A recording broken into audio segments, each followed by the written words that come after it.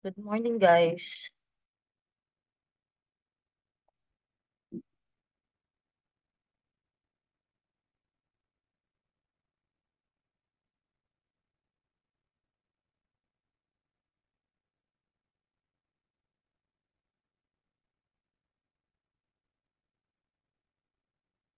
Okay. Dinig po ba ako?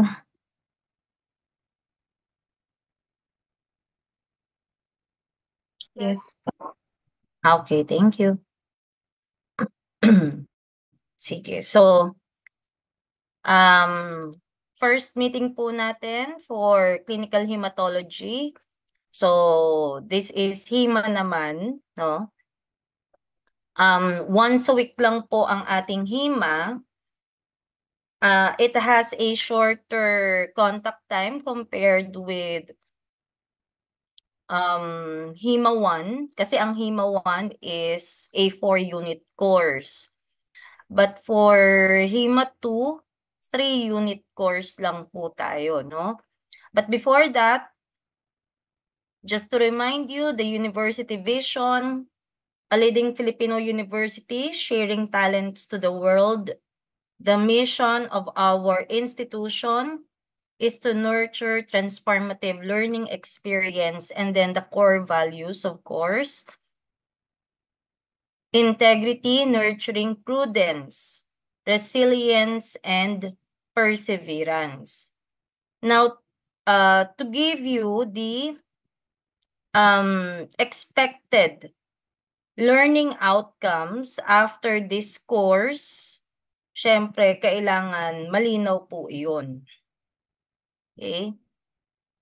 So, I am hoping na lahat po tayo ay nakapag-take na ng HEMA 1, okay? And kailangan po ay naipasa. Kasi pag hindi, you are not supposed to take clinical hematology. Okay? So, hindi po tayo pwedeng mag-take ng HEMA 2 without HEMA 1. The contact hours, 2 hours lecture, and then 3 hours laboratory. So, once a week, diretso tayo, 5 hours ang meeting po lagi natin every Thursday. Ayan, no? Still, the grading system, the same pa rin po tayo, same with other subjects. Now, for the course description, para lang po malinaw, the course deals with the study of basic principles, processes, and mechanisms involved in anemia. So guys, napakarami niyan. Leukemia and hemostasis. Okay?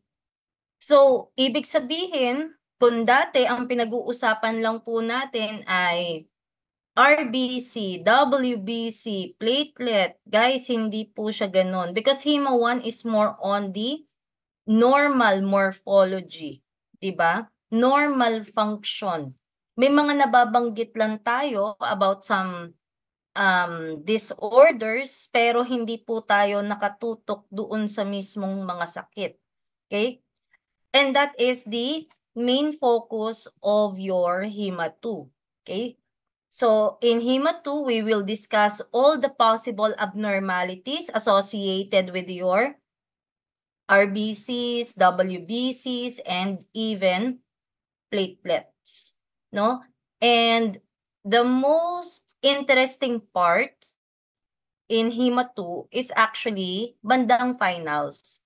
For me, maganda siya kasi hindi mo kailangang magkabisa ng magkabisa kasi parang ano siya, parang napakasimple niya, no? Bandang finals nga lang. Pero meron kang anemia at saka leukemia ng prelim and midterms. Kasi guys, ang prelim natin dapat tapos ang buong anemia. Ang leukemia dapat tapos ang buong leukemia. Okay? And then yung hemostasis and fibrinolysis, finals yun. E nandun yung pinakamasayang part.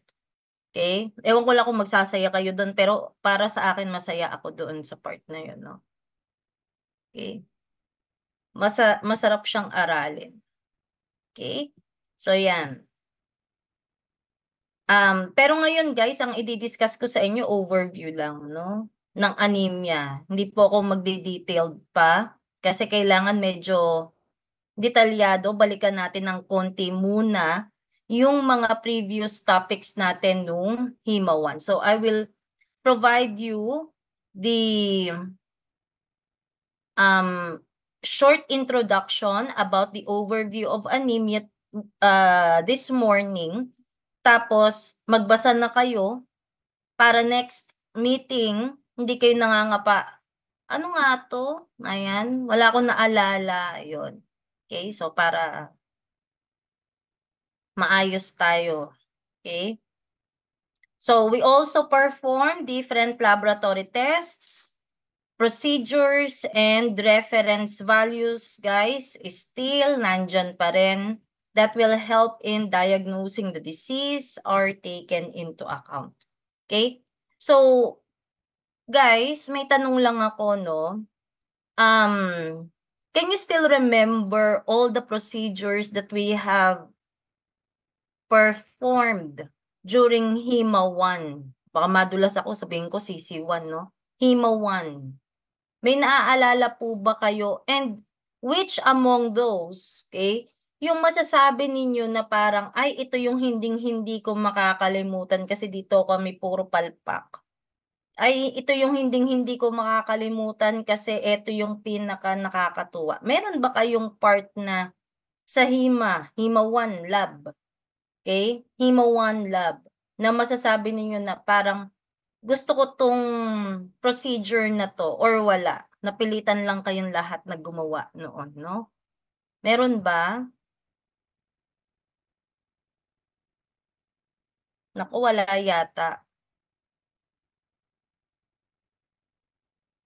Blood smear. Bakit mo nagusto ng blood smear? Dahil nakaubos ka ba ng 10 boxes?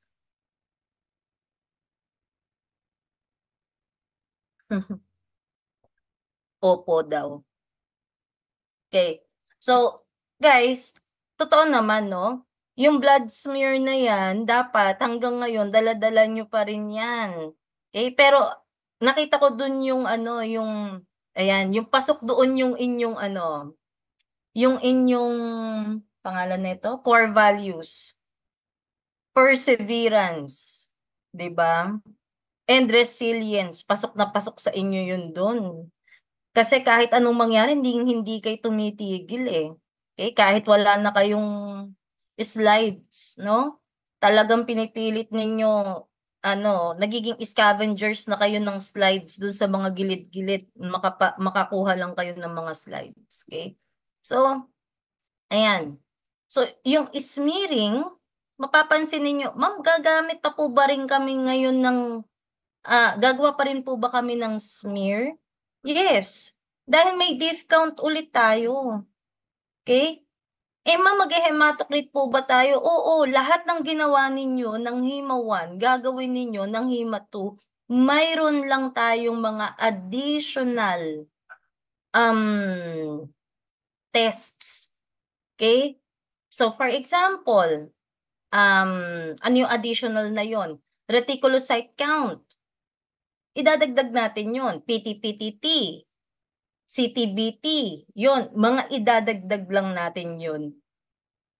Sa HEMA 2. Okay? EOFT, yung mga yan. Okay? Kasi, yun yung mga ginagamit natin para malaman natin or ma-identify natin na anong klaseng anemia kaya meron to.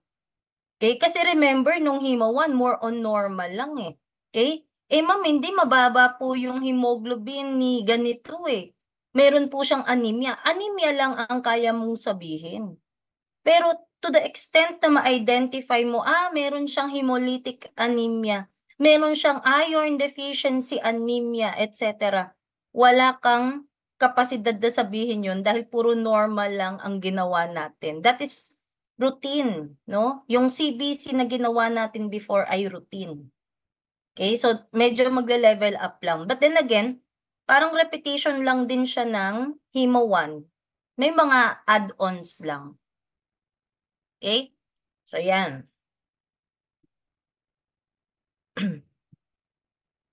So at the end of this course, the student is able to define terms related to anemia, leukemia, platelet, hemostasis, coagulation, and fibrinolysis. So lahat, syempre maaalala ninyo. Kung natatandaan ninyo, before guys, meron po kayong ginawang flashcards. Okay? Ibabalik ko yun sa inyo, gagamitin ninyo. Okay? At magdadagdag pa po kayo. Para kung hindi ninyo yun natatandaan, ipapaalala ko sa inyo yun next week. Okay? Describe the characteristics of different stages of platelets. Pero sa totoo lang guys, lahat yan. RBC, WBC, platelets. Okay? Different disorders or abnormalities associated with RBCs, WBCs, and platelets. Explain the processes and mechanisms involved in anemia, leukemia, and platelet abnormalities. Apply the tests, techniques, and procedures. Perform the test correctly, and then the correlation of results. Okay? So guys, because this is already Hemo 2, we will do some correlation pa rin.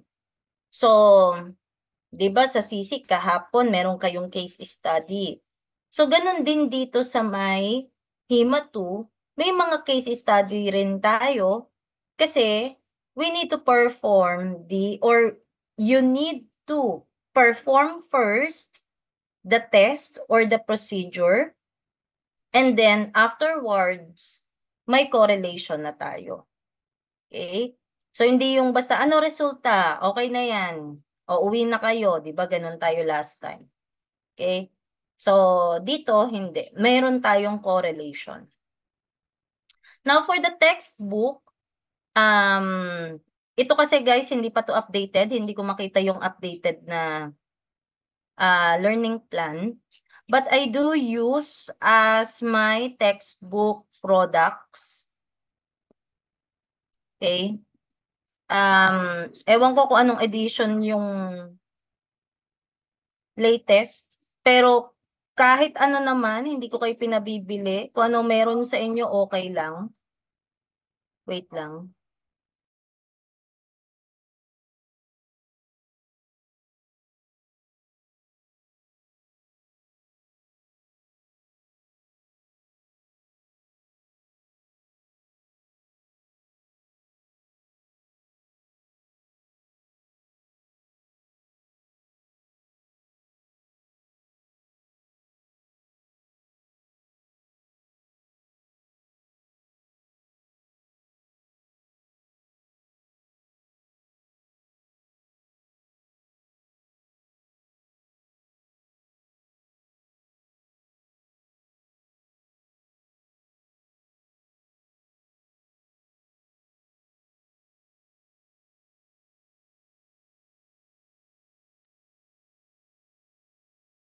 Okay.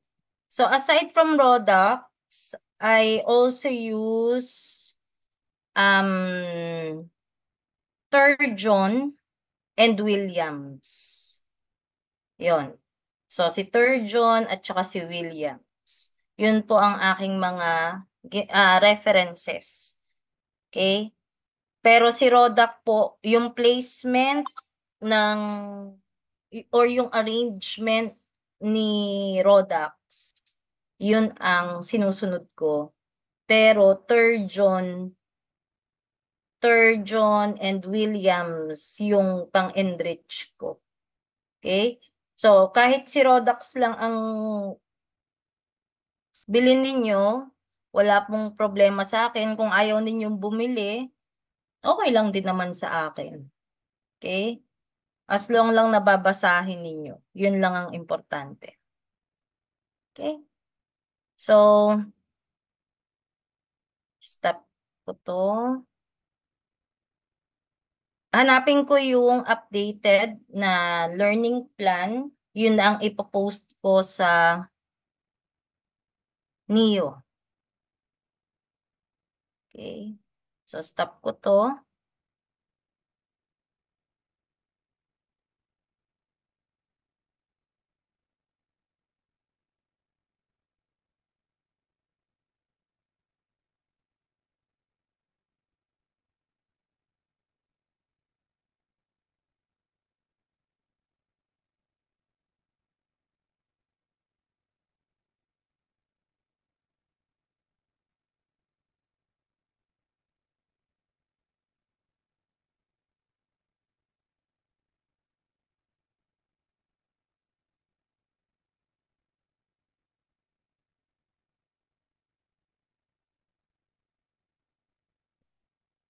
Okay?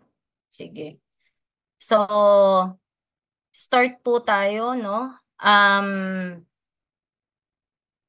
Balikan lang po natin ng konti.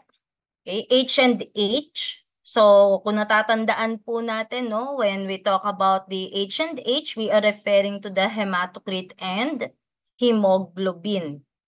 Okay? So, hindi na po ko yung magtuturo discussion about H and H, its important. So, medyo konting review lang tayo dito, no? In hematocrit, guys, okay? Kung natatandaan po ninyo, we have the micro hematocrit and the macro hematocrit methods. Okay? So, yun yung sinasabi nating Adams method, if that is a micro hematocrit, and then Winthrop for macro hematocrit. Okay? So, kung natatandaan lang po natin, no? Now, ano ba yung ginawa ninyo before nung Hemo 1? Is it Winthrop or Adams? Sige nga, nakalimutan ko kasi guys eh.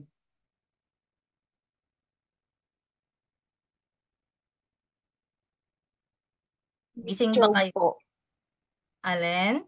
Winthrop. Winthrop. Okay. O, yung iba naman. Wala. Sige.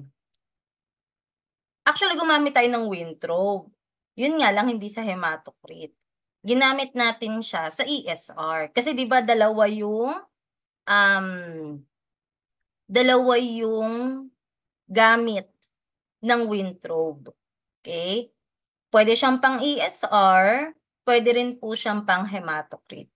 So, ang ginawa po natin last time is actually the microhematocrit. Ito yung mga, ma'am, na wash out po. Yan, kung natatandaan niyo yun, no? Na wash out po, ma'am, nabasag po, ma'am, nabali po. Yan yun. Okay? Kasi yung capillate or yung capillary tube, yan po yung ginamit natin. Yung may paraffin wax, then may clay sealer, yan. Okay? And then, isi-centrifuge ninyo using the hematocrit centrifuge for about 5 minutes. Yan. Yun po yung ginawa natin. And then you will read using the hematocrit reader. Hindi ko na kayo guys para lang i-remind, o ganito magbasa, o dapat nakababa, o dapat ganito. Hindi na. Gagawin nyo na lang po iyan. Okay? So, yan po yung sa hematocrit ha.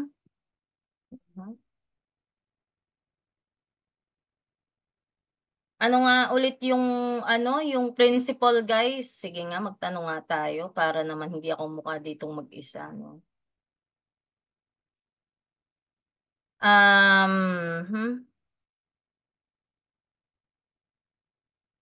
Parang may bago ko. Wait lang ah. Francisco, nandiyan ka. Okay. Bago ka ba sa akin? Okay, sige.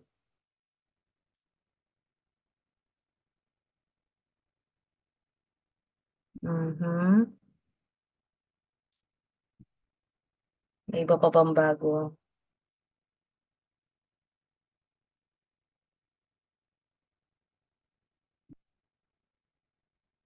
Transferi ba, Miss Francisco?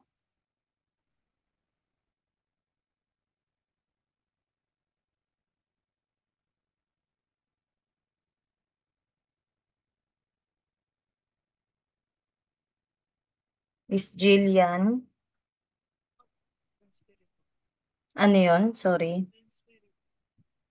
Transferi. Okay, sige.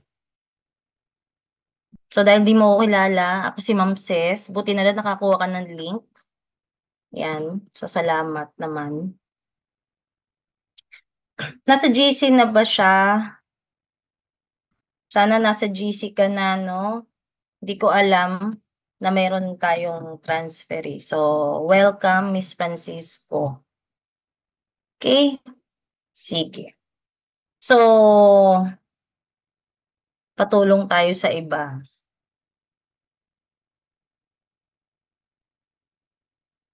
Miss Ganshaneo, tulungan mo naman ako. Nandyan ka ba?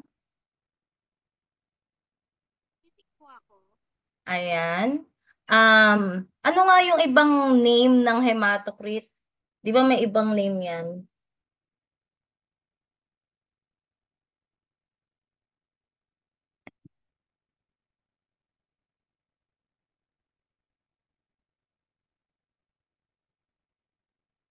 Libreng magkamali, okay lang yan. Libre ulit ang tama. Sweet. Nandyan ba? Tulungan nyo naman ako. Nakalimutan ko na. Paxel, ma'am. Naku, malapit na. Oh. Packed cell volume. Diba? PCV. Yan. Okay, packed cell volume. Kaya pag sinabing PCV, ay mag-isip-isip muna kayo kasi dalawa ibig sabihin sa hima ng PCV, no? Yung isa is pertaining to hematocrit, yung isa naman sakit. 'Di ba? So ayan. Then for the normal values, babalikan ulit natin 'yan. Okay, pero hindi na ako magbibigay ngayon. Pero aralin nyo na ulit 'yan, no? Para kapag nag-perform tayo, alam mo na kung ano normal value. Okay? Kabisado mo na. Dati nasa utak mo lang, ngayon nasa puso mo na, 'di ba? The next one is hemoglobin, no? Now, for hemoglobin, ginawa po natin before yung sa acid hematin, okay? Ito yung, ewan ko kung naalala ninyo to guys, yung parang sasabihin ninyo, ma'am, magkakulay na, 'di ba? So, ito yun guys, no? Yung acid hematin. Meron din po tayong ginawa which is the cyan-methemoglobin test, okay, or yung cyan-methemoglobin method, which is our reference method for hemoglobin. Okay? So, wag niyong kakalimutan yan, no? Babalikan ulit natin yan, gagawin ulit natin yan. Nyo pala. Okay?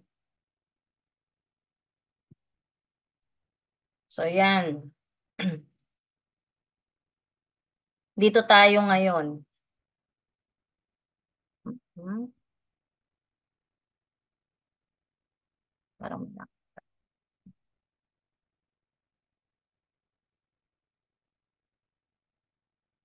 sige.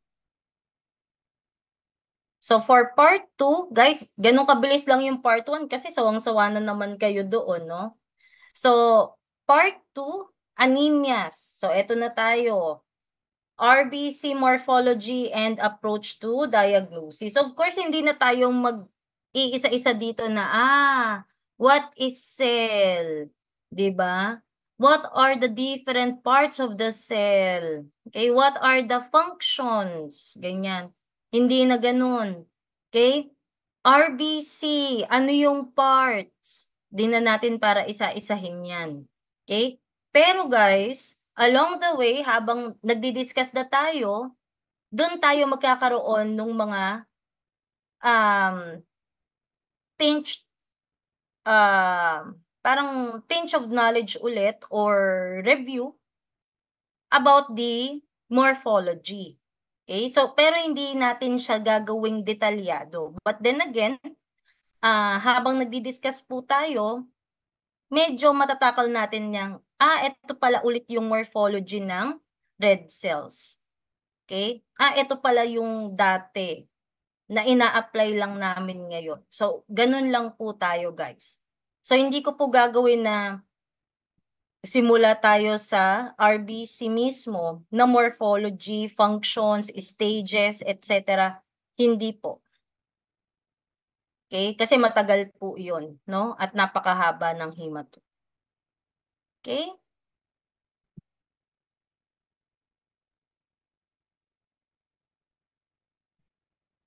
Objectives. So, what are the objectives? So, define anemia and recognize the laboratory results consistent with anemia. Okay? Describe clinical findings in anemia. Guys, clinical findings, ha? Pag sinabi ulit na clinical findings, nagtatachycardia ba? Mabilis ba yung pulse rate? Okay? Nag-hypotension ba? All of those are clinical findings. Bakit? Kasi yun ang mga reklamo. May abdominal distension ba? Namumutla ba? Nangihina ba? Clinical findings. Okay? Explain how the body adapts to anemia. Okay? Distinguish among effective, ineffective, and insufficient erythropoiesis. Discuss the importance of reticulocyte count. Siguro naman narinig na ninyo before ang retic count or reticulocyte count. Okay. Explain the importance of examining peripheral blood film to different types of anemia. So, guys, magpi-PBS tayo. Peripheral blood smear, I will teach you on how to report PBS, peripheral blood smear. Although guys, the official result of PBS is being reviewed by pathologist, by a pathologist. Hindi po medtech talaga ang nagbabasa ng PBS. But then again, you should know on how is it being performed. So, tuturuan ko kayo sa PBS. Okay? So, kailangan nga maganda ang smear ninyo para makapag-identify kayo. Okay? Review anisocytosis and review anisocytes and poikilocytes. So, kung dati, hilong-hilo ka, para saan daw ang echinocyte? Para saan daw ang acanthocyte? Para saan daw ang ovalocyte, elliptocyte, target cell, mesocyte, yung mga yan. Guys, babalikan natin. Not necessarily na sabihin natin na isa-isa, pero babalikan natin siya as a whole. Okay? Hindi po natin yung, guys, itong itsura ng ganito. Ito itsura ng ganyan. Hindi na ganun. Medyo mabilisan na tayo dito. Okay? Because it is not our main topic, no? To review, yes, pero hindi po siya yung main topic natin. We must associate our main topic with the different anisocytes and poikilocytes. Okay? Ayan. Ito naman. What is anemia? Or what are the symptoms of anemia? By the way, what is anemia pala muna? Okay? Ano ba yung pagkakaalam po natin about anemia? Meron tayong laging sinasabi about anemia. Okay? Ano yung sinasabi mo, ma'am? Wala kaming maalala. Okay? Pag sinabi mong laboratory findings, once the CBC result is already out, okay, para ma-review na ng doctor or ng physician, dito na natin nakikita yon. Ano yon? Okay? Mababa ang hematocrit, mababa daw ang hemoglobin, and mababa rin ang RBC count. Okay? Pero hindi po laging ganyan, ha? Bakit? Kaya nga, kung natatandaan po ninyo, meron po tayong tinatawag na RBC indices. Okay, RBC indices. O, kung naalala nyo po ito, MCV, okay, MCH, and MCHC.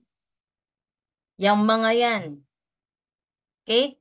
So, again, magko-compute kayo para masabi mo na, ay, ito pala yung normocytic, normochromic anemia. Okay?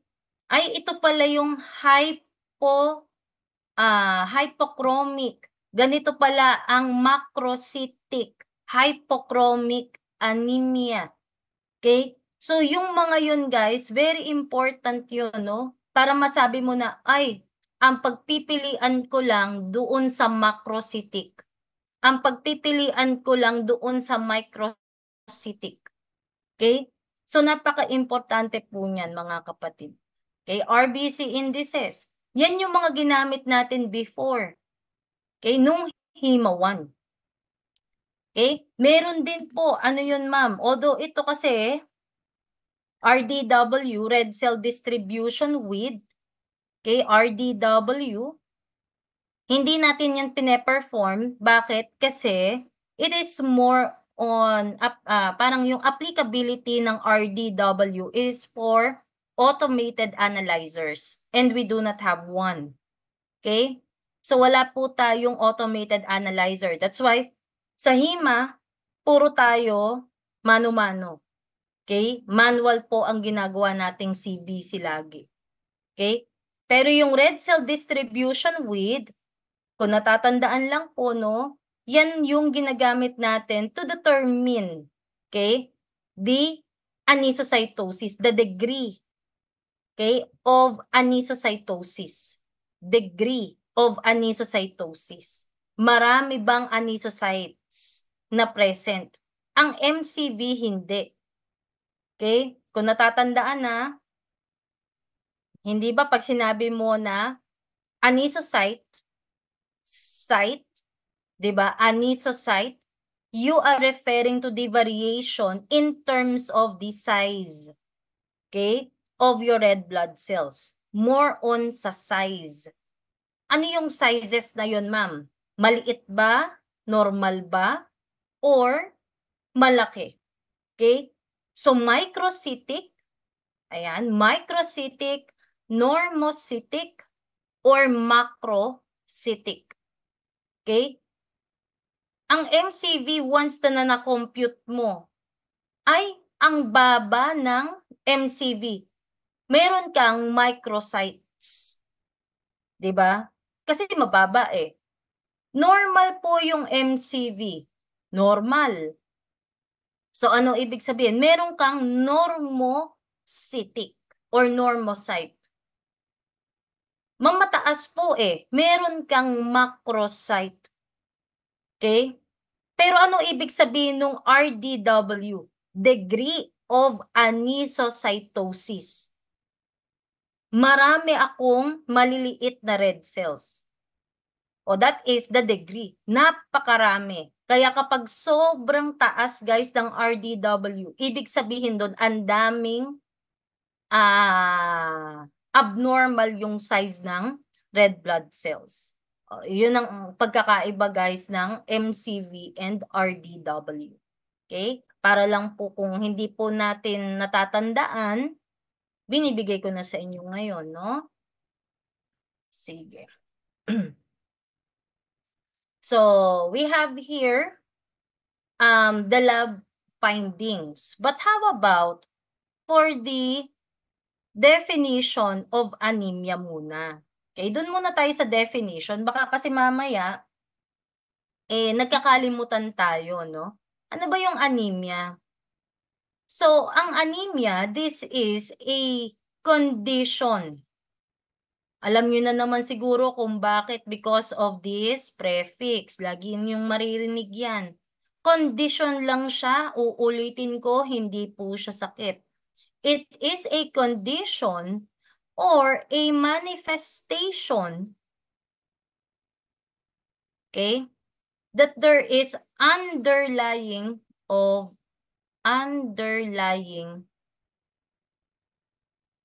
disease. Okay?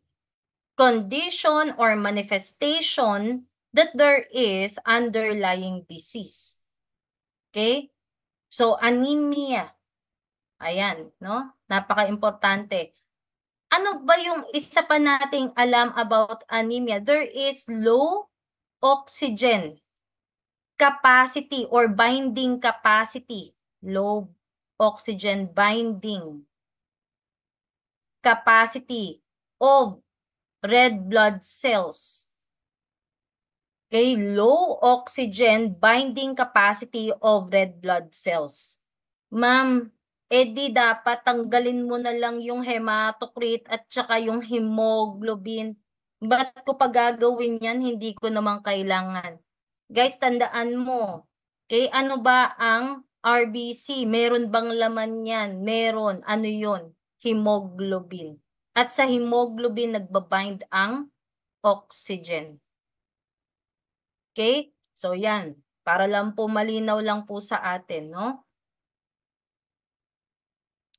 What else? So, alam na natin yung definition ng anemia. Hindi siya sakit. Diba? So, pag sinabing anemia, mababa pala yung oxygen binding capacity of RBC. So, eto guys, para lang magkaroon kayo ng konting idea, okay?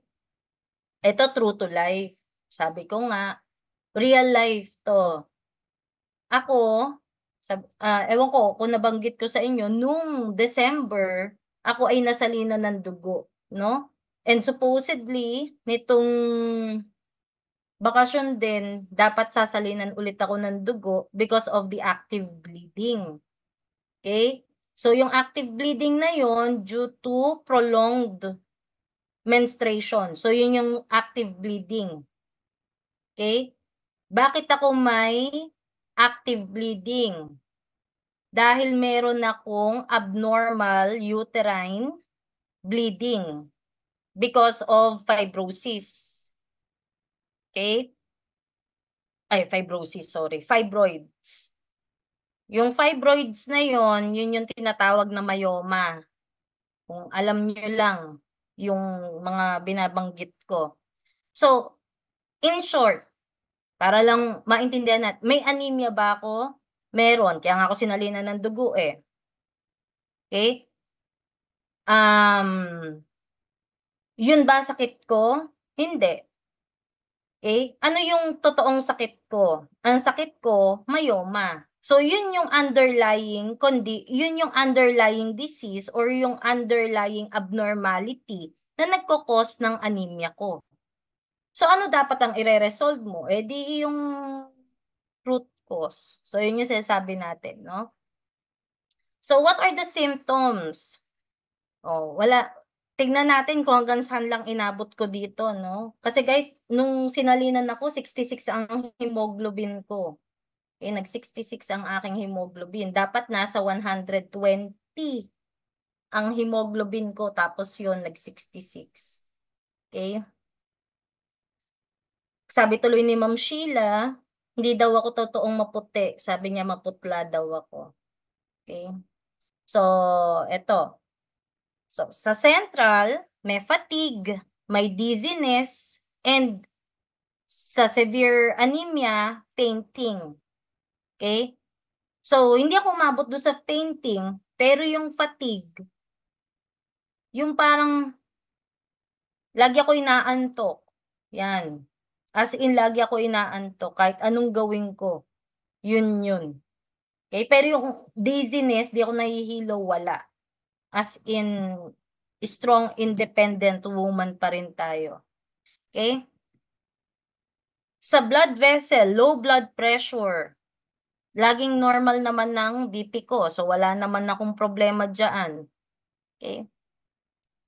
Sa heart, palpitations, rapid heart rate, Rapid heart rate, chest pain, angina, heart attack. O guys, di naman tayo umabot dyan, kaya nga nandito pa tayo, di ba? Okay? Pero, yung palpitations na yan, totoo yan. Okay? Ramdam na ramdam mo. And, yung parang may kumakatok sa dibdib mo. Pero ayaw mo naman pagbuksan na, 'di ba? Pero kumakatok talaga. Bakit kumakatok? Parang kumakabog siya ng sobra. Okay? Kahit natutulog ka, para kang nagpa-palpitate kahit hindi ka naman nagkakape. Okay? Tapos yung sa rapid heart rate, dito nagtaka yung doctors, bakit kaya ganun? Hindi ako nagta-tachycardia. Okay? Wala akong tachycardia, normal ang pulse rate ko eh. Okay? Pero nagsi-66 na yung hemoglobin ko. So, ibig sabihin, my body compensates. Okay? So, okay naman, di ba? So, malakas na malakas pa tayo dyan. Okay? So, spleen, there could be an enlargement. So, yan yung magiging problem kasi kapag pinabayaan ang mga anemia, pag hindi ni-resolve ang anemia, your spleen might suffer. Ma'am, bakit po magsasuffer ang spleen? Remember, ang kilala lang dapat ng splenic macrophages mo ay yung mga normocytes. Okay? Kapag pumangit ang itsura ng red cells mo, what will happen? Kakainin yan ng splenic macrophage. Okay? So, kapag kinain niya yun, di ba, mabubusog, lalaki. Okay? So, yun yung nagiging problem po kapag chronic or yung mga severe anemias. Okay? So, possible change stool color. Okay? Possible lang naman. Muscle weakness. Mga hindi ko naramdaman yung mga yan. Respiratory, ito, shortness of breath. Yan yung pag-aakyat ng 4th floor, parang gusto sumabog ng dibdib mo. 'Di ba? Kaya nag-i-stop ako lagi kasi kinakapos ako. Okay, until now kinakapos ako kahit konting lakad. Ayan. Kaya medyo mabagal tayong kumilos lately. Okay? So, eyes, yellowing, hindi naman madilaw. Okay? Pero pale, coldness, laging malamig. Okay? And then yellowing of the skin. Ayan. So, these are the different symptoms of anemia. But then again, general to.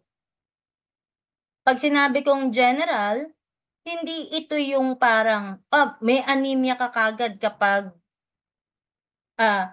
tawag dito? May aplastic anemia ka kapag ito yung nakita. Okay? May sickle cell anemia ka kapag lahat ito nakita. Meron pang iba, guys. Kaya nga iisa-isahin natin. Pero yung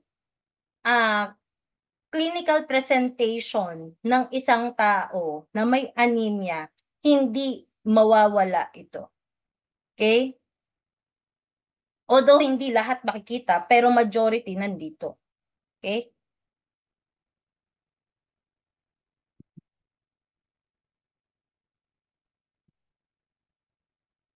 Next.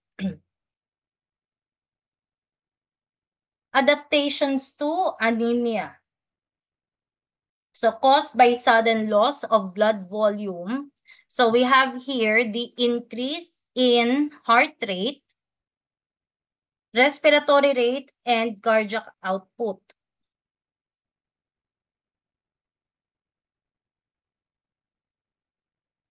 Okay? So, increase heart rate, ibig sabihin, nagta-tachycardia ka, no? Respiratory rate, nahirapan kang huminga, okay? And cardiac output because of the sudden loss of blood volume. Okay? Kaya nga ano ulit ang ginagawa po ng mga napapanood po natin na mga K-dramas, ganyan. Hindi ba kapag nabaril, for example, okay? Tapos tinamaan doon sa isang vital part, okay? Anong lagi sinasabi? Oh, kaya mo yan, huwag kang pipikit, huwag kang matutulog, kausapin mo lang ako. 'Di ba? Huwag kang magpanic, chill lang. Kasi guys, the more na pabibilisin mo, 'di ba? Mas magbi-bleed kasi merong lalabasan ng dugo eh. Okay? Kaya dapat chill. O, hindi ko sinasabi kapag nabaril ka, chill ka lang, no? Pero yun yung isa sa mga reasons bakit laging huwag kang magpanic, gano'n. Yun lagi yung sinasabi 'no, kapag may napapanood lang tayo, okay? Redistribution of blood flow from skin and viscera to heart, brain, and muscle, okay? So, ibig sabihin, kapag may sudden loss of blood volume, okay, yung blood laging papunta doon sa may part na kulang. Okay? So kaya nga 'di ba, kapag ikaw ay nagbi-bleed, ano daw ang sinasabi? You will feel dizzy. Okay? Bakit? Kasi kinakapos na ng oxygen yung utak mo. Okay? Ano pa? Meron kang fatigue kasi even your muscles, okay? Kinakapos na ng oxygen. Yun yung ibig sabihin nito, guys. Okay? Kaya kapag may sudden loss of blood volume, alam mo na dapat may tumataas pala yung heart rate, cardiac output, okay? Tsaka respiratory rate. Ano pa? Na automatic pala, as part of the compensation of my body, there will be a redistribution of blood flow from skin and viscera papuntang heart, brain, and muscle. O, eto yun. Okay? Next, caused by slow loss of blood. So, dito, decreased in hemoglobin, okay? Oxygen affinity by increasing the production of 2,3-BPG. O sa iba, DPG, di ba? So, kahit ano yan, 2,3-BPG or 2,3-DPG, okay lang yan. Increase in EPO production by the kidneys. So, guys, dahil ito ay slow loss of blood, okay, matagal, so hindi mo agad siya nakikita. But then, there will be what? Increase in the 2,3-BPG. Okay?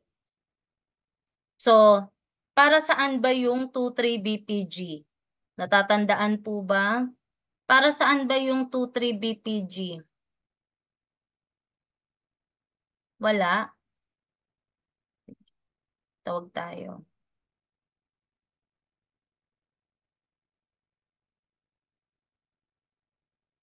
Pakitulungan naman ako, Miss Evangelista. Ano ba yung 2,3-BPG na yan? Para saan? Yan po ba yung nagsasalp para mag-bind yung oxygen sa heme? Para mag-bind ang oxygen sa heme? Malapit na? So, kasi parang ano siya, no? Hindi siya talaga bind. Okay? Pero para makalabas yung oxygen mo, papapasukin yung 2,3-BPG. Okay? Para siyang alam niyo yung goma, no? Parang pag hinatak, tapos nirelease mo yung goma, para mapunta yung oxygen doon sa mga may kulang. Kasi you need to resolve hypoxia, remember? Ito yon, no? Pag sinabi kasi guys na 2-3 BPG, bakit kailangan mo siya para ma-resolve mo yung hypoxia? Nasaan ba yung hypoxia? So sabihin na lang natin nasa muscle. Kulang po yung oxygen ng muscle ko. Okay? Kailangan kong papuntahin doon yung ating oxygen. Paano? Papasukin mo yung 2-3 BPG para doon mapunta. Papasukin mo ang 2-3 BPG sa red cell para yung oxygen na nakabind sa heme, mapitik niya palabas papuntang muscle. So yun yun, no? Para lang malinaw. And then, increased in EPO production by the kidneys. Ano naman po yung increased EPO production by the kidneys? Paano naman yan, ma'am? EPO is erythropoietin. Ayan, si erythropoietin. And then, ano ba yung EPO? It is a hormone. Yan. It is a hormone that will stimulate your bone marrow to produce blood cells. Okay? So, it will stimulate your myeloid tissues such as bone marrow, okay, such as bone marrow, para daw maglabas ng red blood cells. Ayan. Kasi yun ang importante, no? EPO. Kaya yung ibang mga dinadialysis, binibigyan ng erythropoietin. Kasi di ba nagiging anemic sila eventually kapag dinadialysis. Kasi sira na yung kidney mo, ang gumagawa ng EPO ay kidney. Okay? So yan. Kaya binibigyan sila ng EPO para hindi sila mag-anemia. Okay? So yan.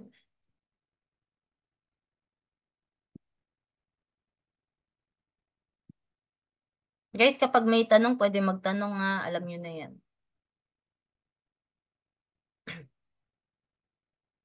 Erythropoiesis. O, eto naman.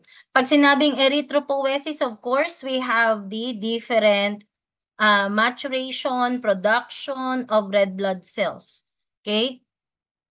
Pero meron tayong dalawang pwedeng sabihin na abnormality in terms of the erythropoiesis. The ineffective and the insufficient. Okay? Ineffective erythropoiesis and the insufficient erythropoiesis. Okay? So, dito lang muna tayo mga kapatid, no? Para lang po may idea. Ano ba yung ineffective? Hindi daw effective. Okay? Talagang, ano, parang hindi naman siya, ma'am, klaro. Ano nga ulit ang ibig sabihin ng ineffective? Hindi nga siya effective.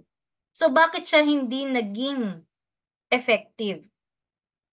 Guys, try to imagine na gumagawa yung bone marrow mo. Okay?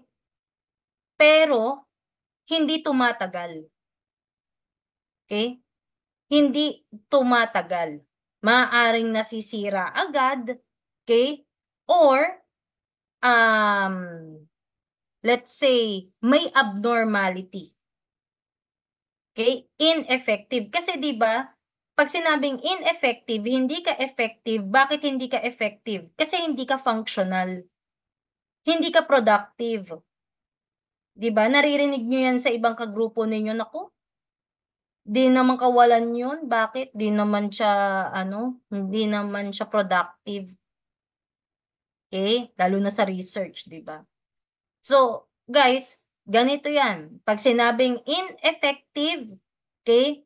Ano daw ang main problem po natin? Gumagawa ba? Pero hindi siya productive. Hindi siya productive talaga. Kasi may abnormality doon sa ginagawa or doon sa product. Okay? So, para lang medyo magkaroon lang po tayo ng konting idea.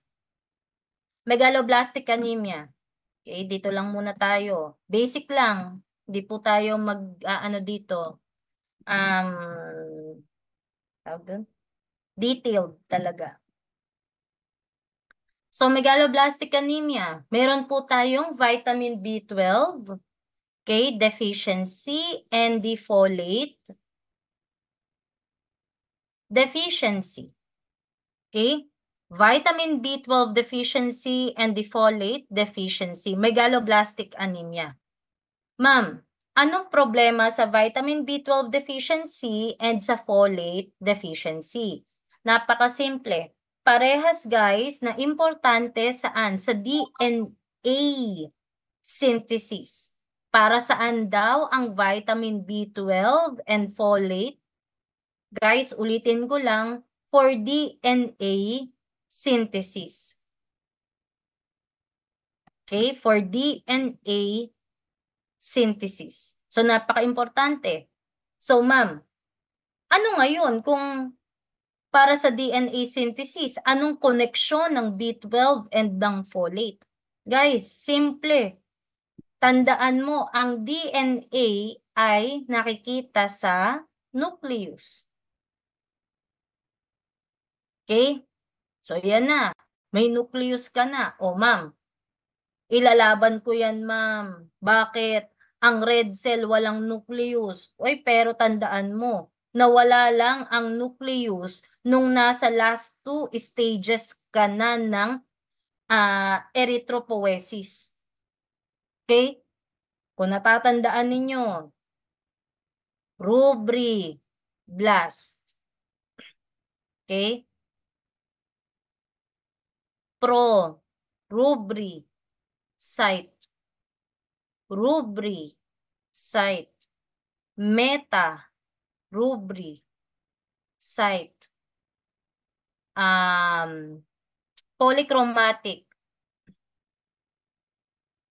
Polychromatic.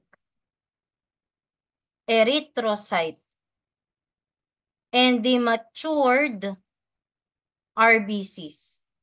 Guys, saan lang nagsimula daw na mawala ang nucleus mo? Hanggang dito. Okay?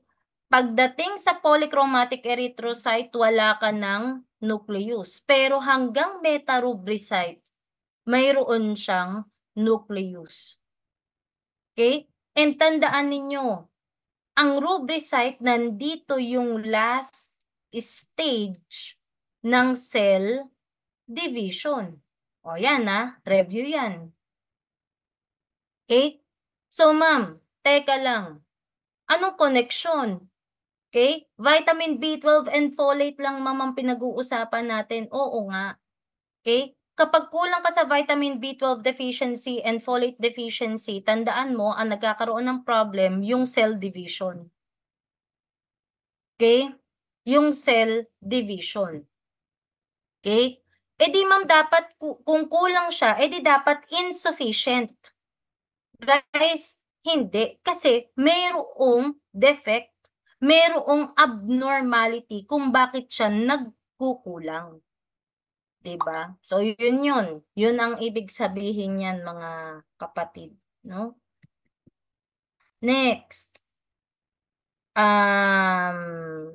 Thalassemia. Ayan. So, sa thalassemia, hindi ba, it is one of the hemoglobinopathies. Okay? So, isa daw siyang hemoglobinopathy. Okay? Kasamahan niya sina sickle cell, no? So, ma'am, ano po yung thalassemia na yan? Ayan. So, kung natatandaan po ninyo, pag sinabing thalassemia, ang problem po natin is the globin. Okay? Chain. Okay? Globin chain. Okay? Ma'am, globin chain ng ano, hindi ko naman masundan. O sige, review tayo ulit ng konti. Hemoglobin.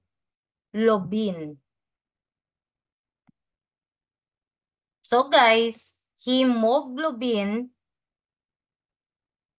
is because hemo, hindi naman ibig sabihin na hemo, blood agad, no? So, gawin na lang natin, heme.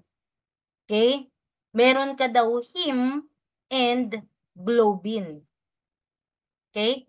So, yung heme, kapag ito ang bumaba, ang tawag sa sakit mo, porphyria. Okay? Kapag meron kang problema dito, ang tawag sa'yo, hemoglobinopathy. Okay? So ngayon, guys, wag natin pag-usapan si porphyria.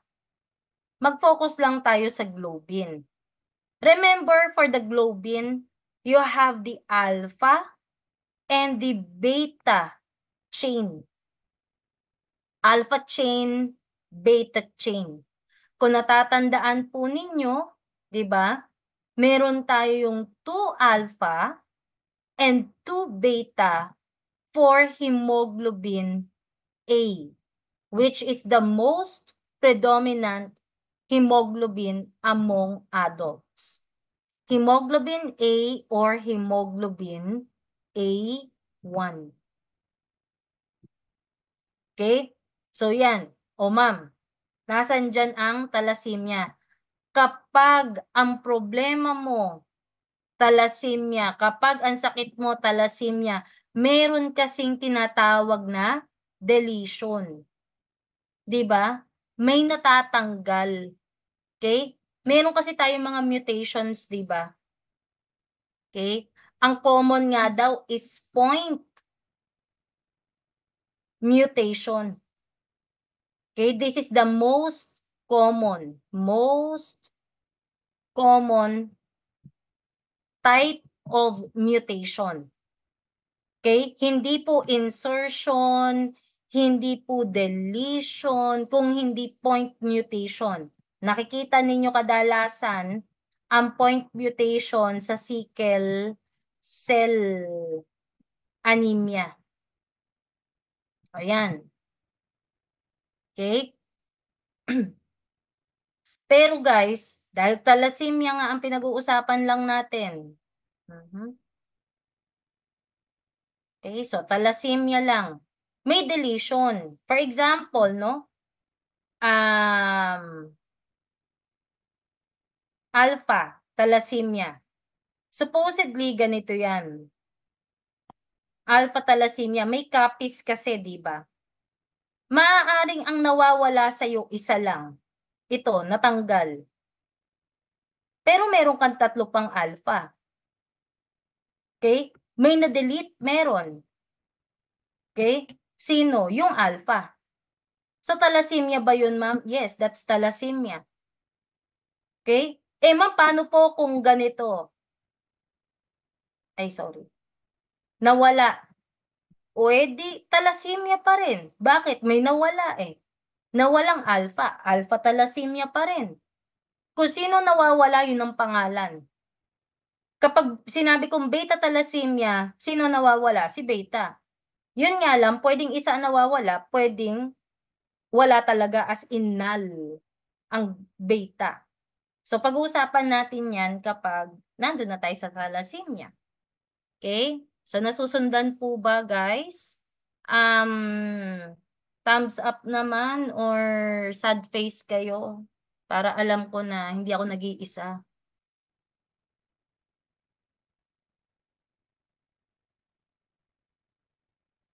Ano ibig sabihin ng face na yon?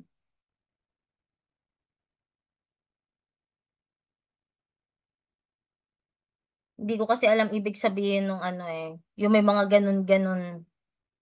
Hindi ko alam kung nakatulog ba. Ano, hindi ko kasi mag-gets, no? So, yon.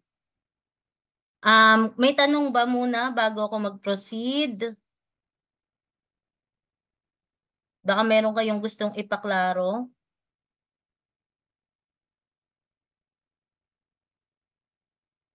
Wala?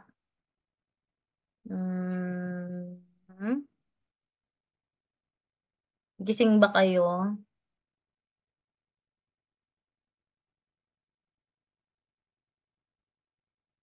Kaya mahirap pag online, ano? Hindi ko kayo mapasayaw. Okay? Yaan ninyo. Hindi naman laging online. So, malapit na rin kayong sumayaw. Ha?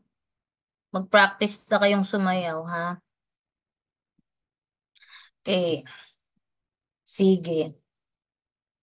So, yun. Walang tanong, ha? Naku, siguraduhin ninyo magkakaintindihan tayo dahil next week may quiz kagad kayo. Para lang malinaw, ha? Okay. Next. Sideroblastic anemia. Yan. So, ibig sabihin nito guys, no? Pag sinabing sidero means iron, okay? Saan daw? Doon sa blast. Okay? So, meron ka daw iron doon sa blast. Sino yung blast? Ayun. Rubriblast. Okay? So, ayaw niyang mawala doon. Naiipon yung iron. Okay? Eh, ang problema guys, kung natatandaan ninyo, ay, teka lang. Ma'am, under po ba ng IDA ang thalassemia? Hindi. Hindi. Magkaiba ang iron deficiency and ang thalassemia. Ang ano ba ibig sabihin? Kasi ang iron deficiency anemia may stages. May stage 1, may stage 2, may stage 3, depende kung ano ang nauubos.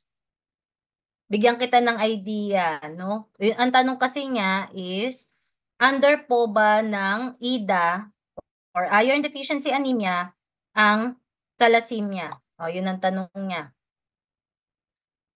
Ganito yan. Analogy lang muna tayo, no? Para malinaw. Ako may pera. Kahit medyo konti, no? May pera. Okay? Mayaman ako, for example. Sample lang. Okay? Nilagay ko saan? Nilagay ko lahat sa bangko. Tapos nagtira lang ako ng konti sa sarili ko. Okay? Anong una kong gagamitin? Yung nasa bangko o yung hawak ko na pera ko na tinira ko para sa sarili ko? Ikaw na sumagot. Sige.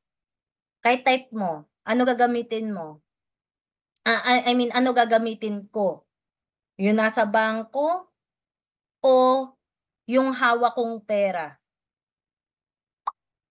'Di ba? So, gagamitin ko yung hawak ko kaysa mag-withdraw pa ako. Okay?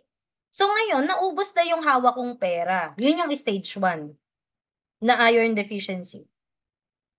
Ngayon, nangyari, naubos yung hawak kong pera. Okay? Punta ako sa bangko, winidraw ko lahat. Okay? Wala na akong pera eh. Winidraw ko na. Okay? So, naubos yung nasa bangko ko. Stage 2. Okay? Naubos ko dahil nagsugal ako, for example lang, bad yun. Okay? So, guys, anong nangyari? Naubos. So, dahil naubos, may pera pa ako? Wala na. Stage 3. Yun ang iron deficiency anemia. Dahil ang pinag-uusapan natin, may naka-imbak ka pa bang iron? Ang thalassemia is more on deletion. Hindi siya nauubos basta-basta. Mutation kasi ang thalassemia, ang iron deficiency hindi. Okay, nasagot ko ba? Okay. So yun. Okay. So yun lang. Yun siya. Saan ako? Ayun. Sideroblastic anemia. Ayan. Pag sinabing sideroblastic anemia, yun nga no, nagbabind doon sa blast yung iron. Okay? Na supposedly, magbabind dapat doon sa mismong heme. Okay? Eh, guys, di ba dapat ang heme, eh medyo dito na banda yan. Kasi nagpo-form ka na ng hemoglobin eh. Dito na yan, meron na yan, makakita na yan dyan. Okay? Tapos kinapitan niya yung nandun sa, yung blast, yung bata. Guys, hindi siya tama. Okay? Kaya sinabi na ineffective. Okay? Nauubos doon sa bata. Parang di maganda pakinggan. Pero yon. Okay? So, next.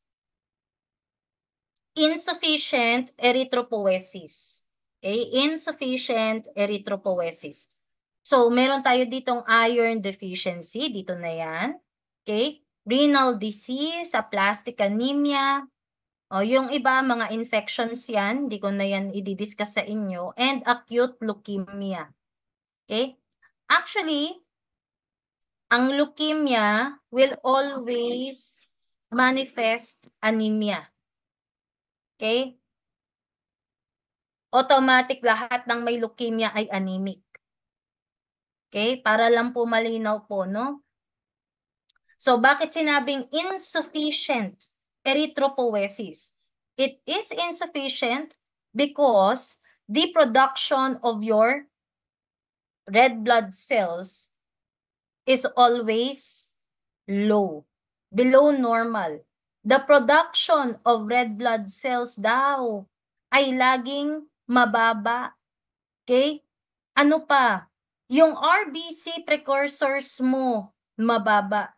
So, ibig sabihin, pag mababa ang RBC production, mababa daw ang RBC precursors.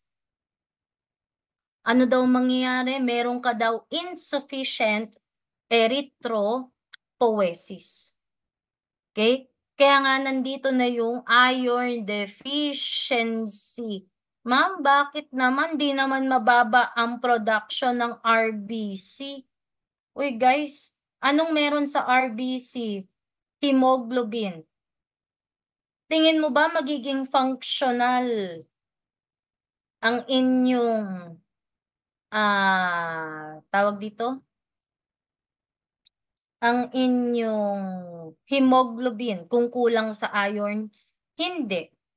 Pero tandaan mo, the mere fact na walang mag-bind na iron dyan sa hemoglobin mo, okay? Pumapangit ang itsura ng red cells mo, magsisimula ng bumaba. 'Di ba? Yung inyong RBCs. Okay? So, yan po yun. Renal disease because of the EPO of the erythropoietin. Okay? Then, aplastic anemia. This is the bone marrow failure. Okay? Ito yung bone marrow failure po natin.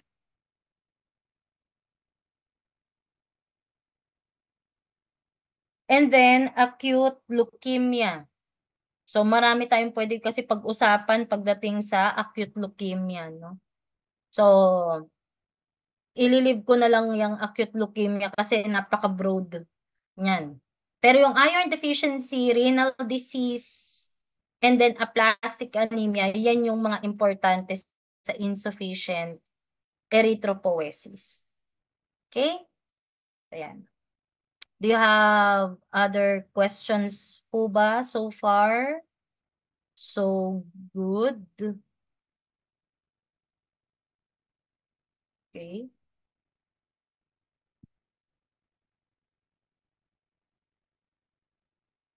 Ayan.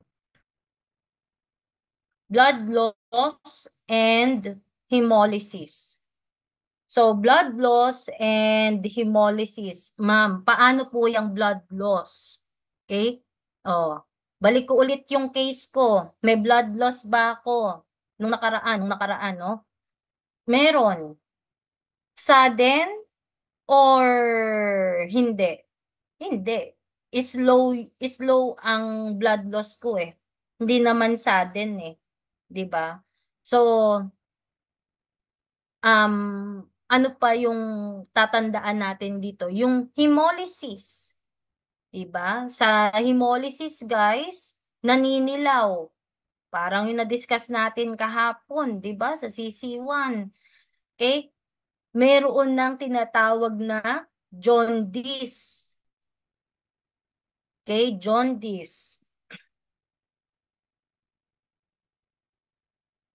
So sabi natin, no, ang jaundice is yellow discoloration.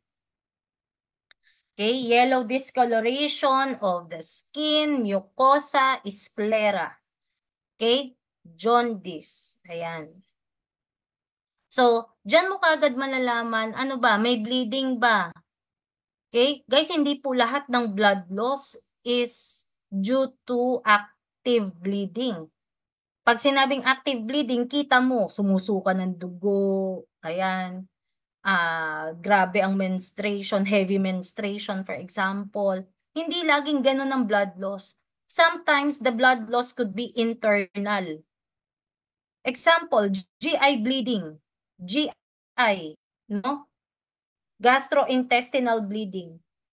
O siguro naman may ideya kayo kung ano ibig kong sabihin. Nakikita mo ba na tumatae ng dugo ang isang pasyente na may GI bleeding? No. Pero anong kulay ng tae niya? Kulay itim. O guys huwag niyo kung i-quote na, "Ma'am, itim po yung tae. Ma'am, itim po yung pupo ng nanay ko eh." Okay? Ibig sabihin po ba kailangan ko nang matakot kasi may blood loss po siya? No. Bakit? Sabi nga sa AUBF, correlation nga, di ba? Sabi sa AUBF, kapag itim ang pupo, ano ang posibleng indication? It could be due to iron supplement. Okay? Dalawa lang naman ang kadalasan dyan. It's either iron supplement or gastrointestinal bleeding, upper part, upper GI bleeding. Okay? Upper. So, dalawa ang tatandaan mo lagi. Okay? So, yun. Kunwari, hemorrhoids. Alam niyo ba yung hemorrhoids, mga kapatid? Thumbs up nga kung yes. Alam niyo hemorrhoids? Naku, isa lang may alam. Kinakabahan ako sa inyo. O dalawa? Dalawa lang? Ilang kayo? 22? 23? Ilan ba tayo rin eh? Oo. Ano ba Tagalog ng hemorrhoids? Teka lang. Almoranas, yun. Ayun. So, almoranas. Meron kang almoranas, no? Kaka-cellphone mo sa loob ng CR, ang tagal mo tuloy nakaupo sa inodoro. O, yan. Tagal. Kasi sabi sa studies according to recent studies, ang pagdadala daw ng cellphone inside the comfort room, for example, no? Habang naghihintay ka na dumapo sa'yo si pangalan nito, o para mapupo ka. Ayan. Para ma-poops ka. Mas magkokos daw ng hemorrhoid yun. Kasi, ibig sabihin, ang tagal mo nakaupo, yung puwet mo raw, gumeganon, sabi. Sabi sa recent studies yan hindi ako nagsabi niyan. Okay? So, pwede daw siya mag-cause ng hemorrhoids. Okay? So, yun daw yung isa sa mga downsides na nagdadala ka ng cellphone sa loob ng banyo. Okay? Although, bukod pa doon yung infection, prone naman sa, yan, kasi marumi. Okay? So, yun, no? So, blood loss. Ang blood loss, pwedeng kitang-kita mo or minsan nasa loob ng katawan. Okay? Hemolysis, guys, yan ay napakahabang usapin. Bakit napakarami po ng hemolytic anemia? Okay? Bigyan ko lang kayo ng isang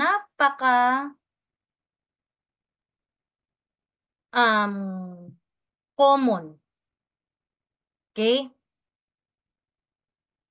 G6PD deficiency. Hemolytic anemia yan. Okay? Ma'am, bakit po siya naging hemolytic anemia? Kasi guys, kapag kulang ka sa G6PD, okay, kulang ka sa G6PD. Nako, ewan ko lang kung natatandaan ninyo to. Hindi ba? Glucose. Okay? Ayan na, glucose. Pag daw yan pumasok sa red blood cells, mag-undergo na siya ng anaerobic glycolysis. Anaerobic glycolysis. Yun yung Embden-Meyerhof pathway. Okay? Embden-Meyerhof pathway. So, ma'am, ngayon, anong connection? Okay? Hindi ba ito, guys, okay? Pag nakapasok na sa red cell, tandaan po natin ha, kailangan niya ng hexokinase. Tapos after nun, magkakaroon ka na ng G6P, glucose 6-phosphate. So, importante ngayon dito si G6PD para makapasok doon sa pentose phosphate pathway, PPP, para daw makapag-produce ka ng NADPH. Natatandaan ba yan? Naku ma'am, yan po yung mga panahon na kinalimutan ko na. Okay? Pero guys, ito ang importante. Okay? Napaka-importante po ng NADPH. It will remove, okay, lahat po ng mga hindi magagandang oxidants. Okay? Kasi hindi pwedeng mataas ang oxidants sa katawan po natin. Kaya nga nagpo-produce tayo nung NADPH. Okay? Kaso dahil tinanggal mo tong G6PD, hindi ka nakakabuo ng NADPH. Wala kang pantanggal ngayon ng oxidant. Okay? Nasisira ngayon ng red cell mo kasi nasa loob ka ng red cell eh. 'Di ba? So, yun po yung ibig sabihin nito mga kapatid. Bakit ko sinasabi na ang G6PD is a form of hemolytic anemia? Totoo naman. Okay? Pero yun nga lang, bakit ka nagkaroon ng hemolytic anemia? Kaya ko nga binanggit itong first part lang naman ng Embden-Meyerhof pathway. And nabanggit ko si pentose phosphate pathway. Okay? So, balikan ninyo yun, no? Kasi guys, importante yan. Okay? So, dahil po wala kang G6PD, naiipon ng oxidants, pumapangit ang red cell, kinakain ng splenic macrophage, ng phagocytes, nasisira yung red cell, lalabas ang hemoglobin, and then bilirubin na yun. Okay? Magbibilirubin synthesis ka na doon. Okay? Hindi natin pag-uusapan dito ang bilirubin synthesis. Sa sisi lang yun. Okay? Next.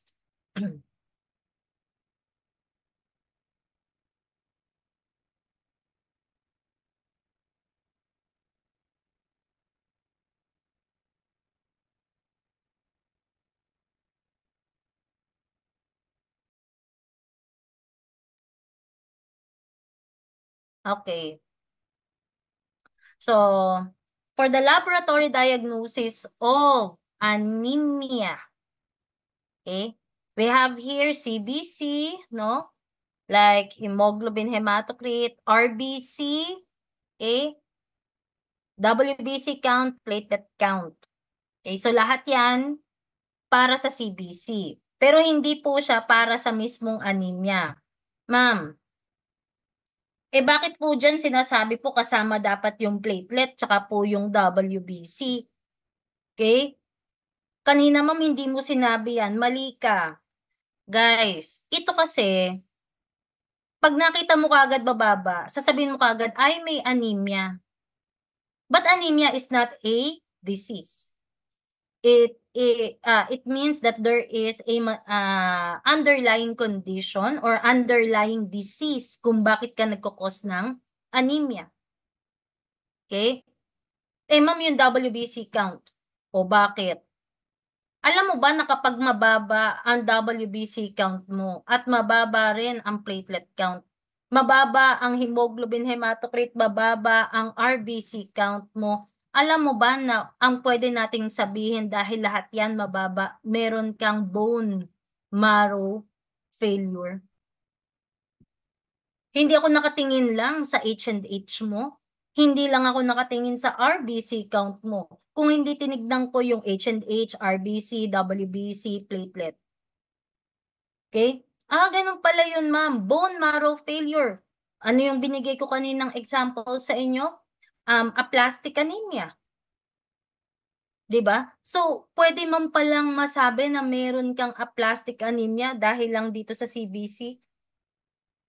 Yes, pero hindi siya definitive na masasabi mo na pinpointed mo kagad na, ay, naku, meron kang problema sa bone marrow mo.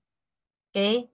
So, may iba pang tests para doon. Katulad dito, bone marrow failure. Alam mo ba kung ano ang pwede nating maging test para ma-confirm natin that that is a bone marrow failure? Napakasimple. Ano yun, ma'am? Di magpa-bone marrow examination ka.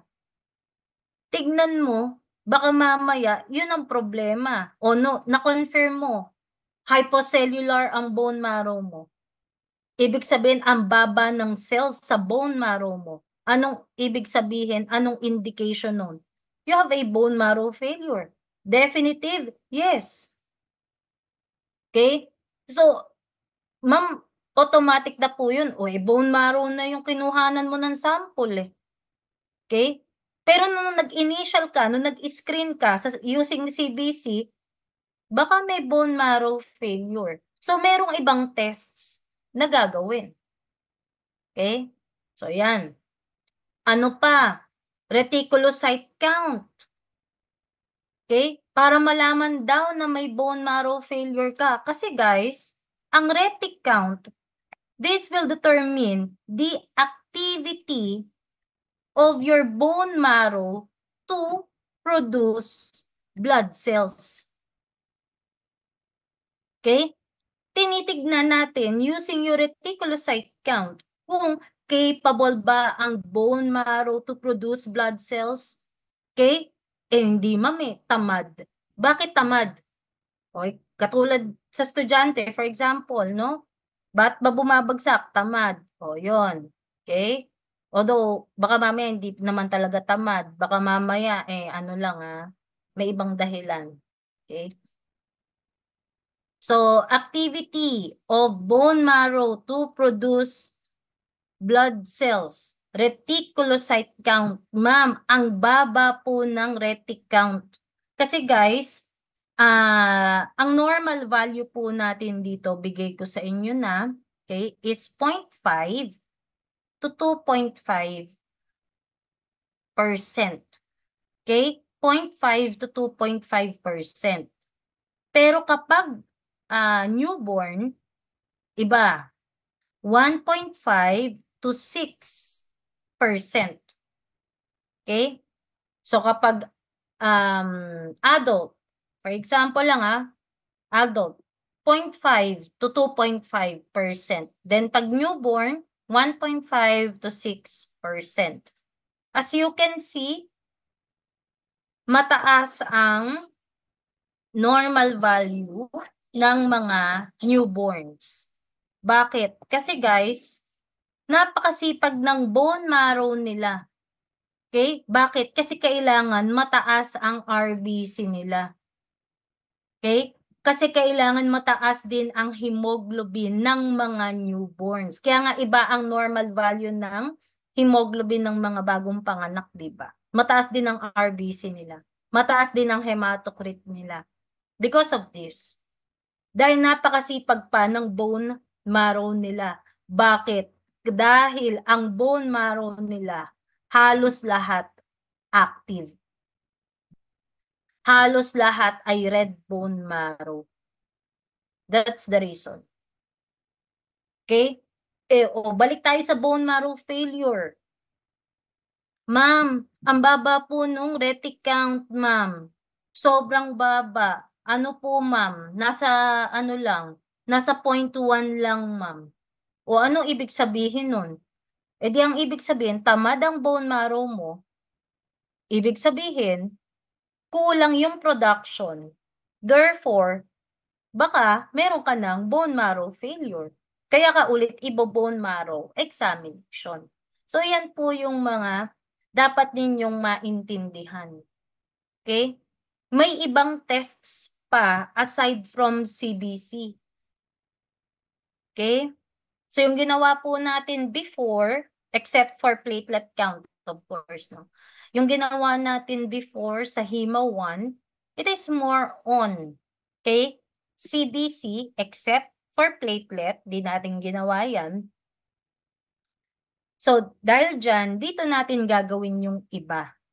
Hindi lahat, dahil hindi lahat yan HEMA. Okay? So, other tests, such as RBC indices, ayan, na-discuss na yan ng HEMA-1. RDW, okay, familiar na.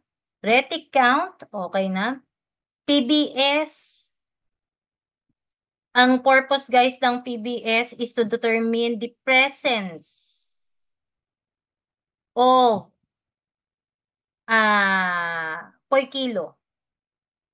poikilocytes. Okay? Presence of poikilocytes. Ano nga ulit ang ibig sabihin ng poikilocytes? Variation. Okay? Variation in shape.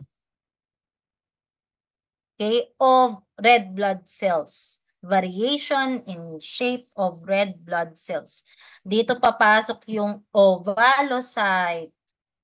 Diba? Sickle cell. Okay? Sickle cell. Okay, ano pa? The cryocyte. At napakarami pa. Mga samples lang po yan. No?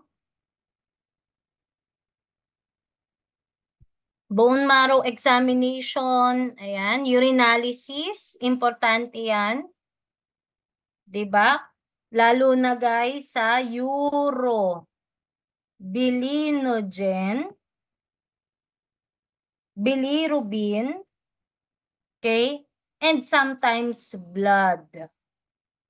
Okay? Yan ang mga indicators natin, no? Pagdating sa urinalysis. LFT, the liver function test, like bilirubin. Okay, bilirubin, ano pa?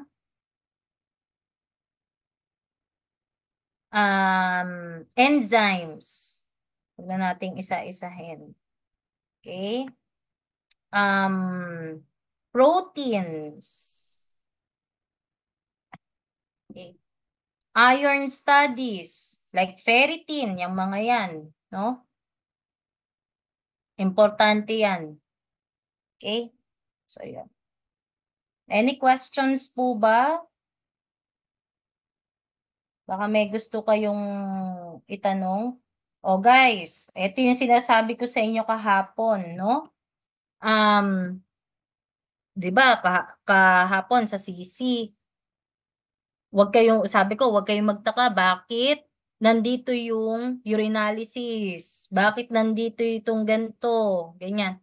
Kasi nga, i-correlate natin, which is always part of our one of our objectives pagdating sa learning plan. Okay?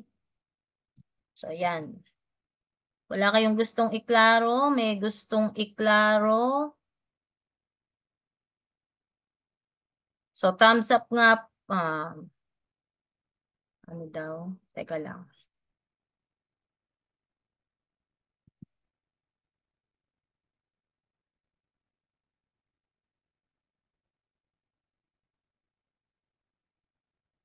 Ganda, may tanong ako sa'yo bago ko sagutin yan. May sisi ka o wala?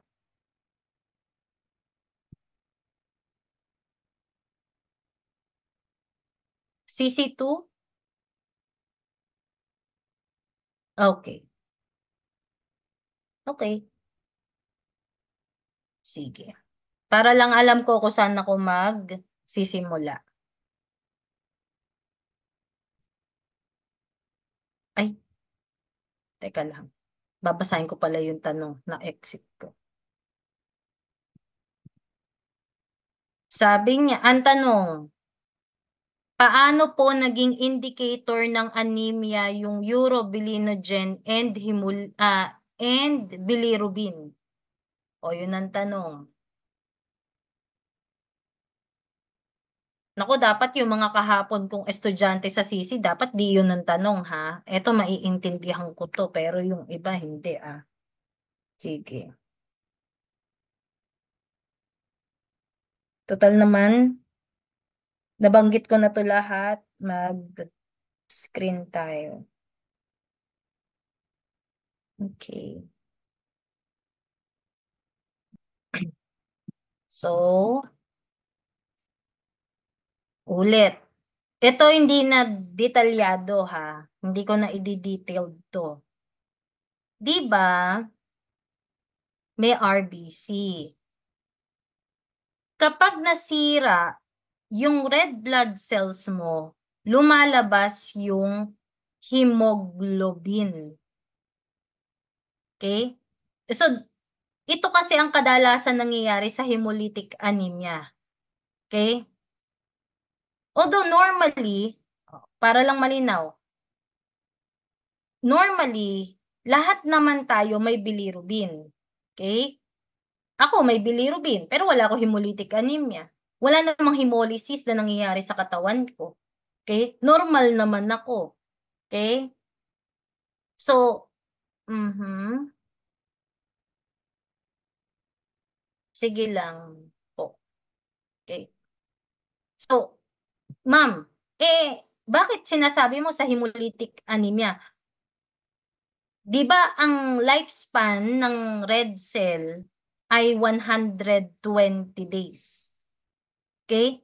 So, pag sinabi mong hemolytic anemia, mas pinabibilis mo yung pagkamatay ng red cells. So, instead na umabot sila ng 120 days, maybe 90 days, patay na sila. Okay? So, ibig sabihin, mabilis ang destruction ng red cells mo. As in, bumibilis ang destruction. Ma'am, anong mangyayari? Yung heme portion, okay, yung heme portion, dito lang tayo. Yung heme portion na yan yung nagiging bilirubin 1.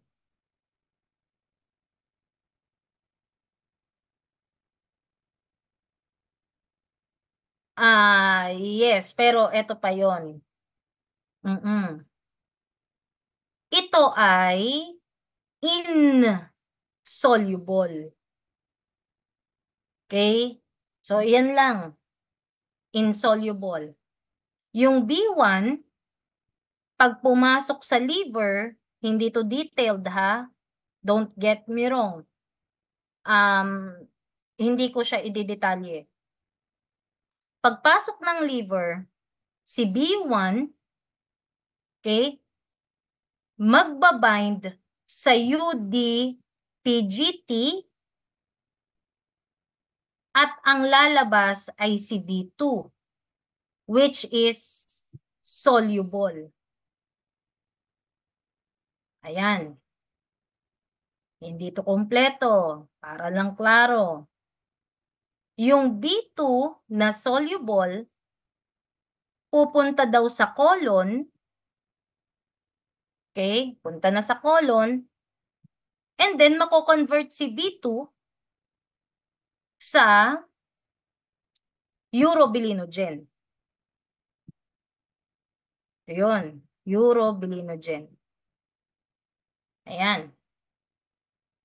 So, yung urobilinogen mo, tandaan mo, this is soluble. Okay? At yung urobilinogen, kapag na-oxidize, nagiging urobilin. Ito na yon. Okay? Yung hindi mailalabas dito, punta sa kidney para ilalabas sa urine. Okay? Yung urobilin. Ngayon, meron akong dalawang nasabing soluble dito. Sino yon? B2 at si urobilinogen. So, yan lang dalawa ang pwede mong maging indicator kapag may hemolytic anemia. Kasi pareha silang soluble. Gets? Eh ma'am, bakit blood? Yung blood, kaya ko lang nabanggit kanina, dahil pag sinabi mong blood, nandito yung hemoglobin, which is nade-detect ng reagent strip. Okay? Nasagot ko ba?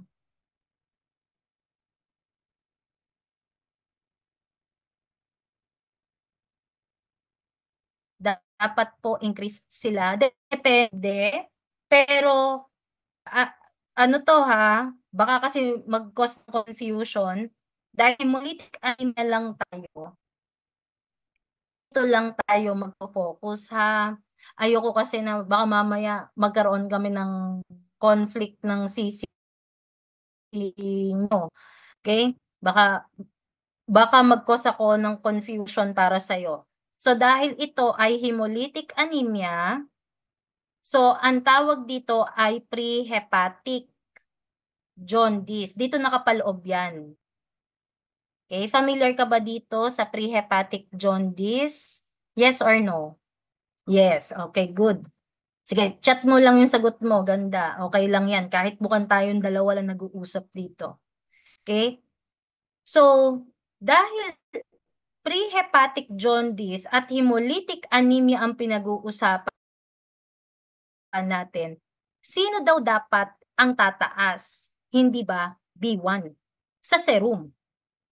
Okay? So, may sinabi tayo about B1. It is insoluble.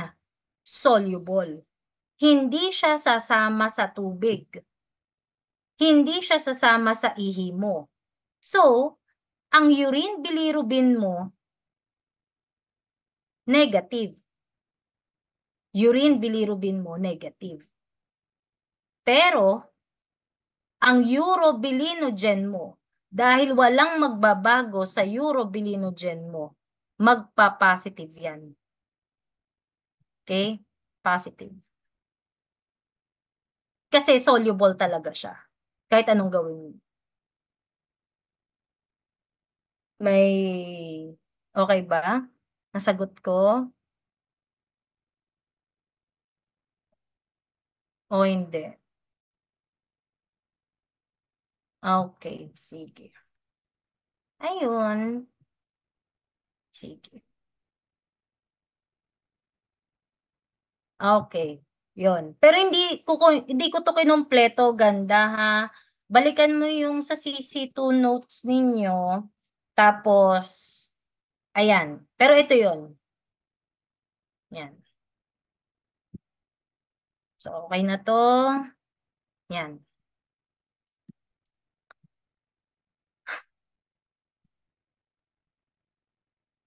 So, importance of reticulocyte count.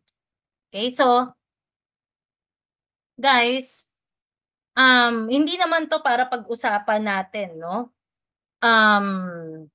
Pero para lang medyo magkaroon tayo ng idea about reticulocyte count.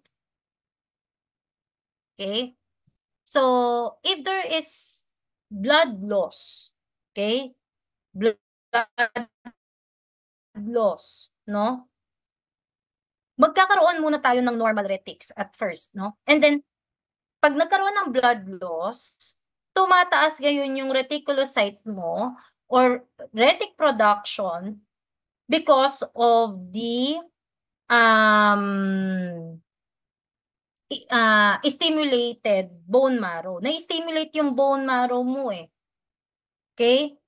Kaso guys, tandaan po natin, kapag na-prolong, okay, nang na-prolong yung ating blood loss, tataas yung ating retics. Dahil ang alam ng bone marrow mo ay laging kulang to. Okay? Laging kulang yung red cells niya, kailangan kong gumawa, kailangan kong punan, ayan. So kaya siya tumataas. So yan po yung sinasabi lang dito. So until your hemoglobin becomes normal, okay, doon lang po siya magno-normalize yung retic count. In my case, sa ngayon, no, mataas ang aking retic count because still my body is trying to compensate doon sa nawala. Okay? Sabi ko nga sa inyo, 66 ako nung dati. So, tapos nag-bleed ulit ako. Sa awa naman ni Lord, nag-83 na, tama ba 83? 83 na hemoglobin ko. Ngayon, current state. Okay? So, yan. Ito naman. Ito guys, familiar na tayo dito ha. Pero kung meron kayong mga hindi pa alam, wag nyo munang alamin. Dahil baka malito lang kayo. Okay? So, we have here MCV. Okay? MCV. Kung natatandaan ninyo, MCV. Di ba may formula yan? Ano yun, ma'am? Okay? The formula is hematocrit over RBC times 10. At ang normal value po na sinusunod natin dito is 80 to 100 femtoliter. Okay. So, ito yun. Kaya may nakikita kayo dito na less than 80, 80 to 100, greater than 100. Okay? So, dito natin masasabi na ay microcytic red cells. Ay normocytic red cells. Macrocytic red cells. Yan. Okay? Dito naman, pag-usapan lang natin ha. Let's start with the microcytic red blood cells. Okay, microcytic red blood cells. So we have here the iron deficiency, thalassemia, okay, lead poisoning, and anemia of chronic diseases. Lahat ng narinig po ninyo ngayon, yung apat na yan, pag-uusapan natin yan isa-isa sa prelims. Okay? At di lang yan, meron pang normocytic, bleeding, hemolysis. Of course, bleeding, maraming reasons kung ba't pwedeng mag-bleed. So, hindi natin pinag-uusapan yan. Pero yung hemolysis, yes. Marrow failure, yes. Anemia of chronic disease such as renal disease, yan, mga nakalagay dyan, etc. Then, macrocytic, B12, folate, ayan. Liver disease, and so on. So, lahat po yan, guys, pag-uusapan po natin, or if not all, majority. Okay? Kung ano yung nakalagay po sa learning plan, yun po ang target po natin. Okay?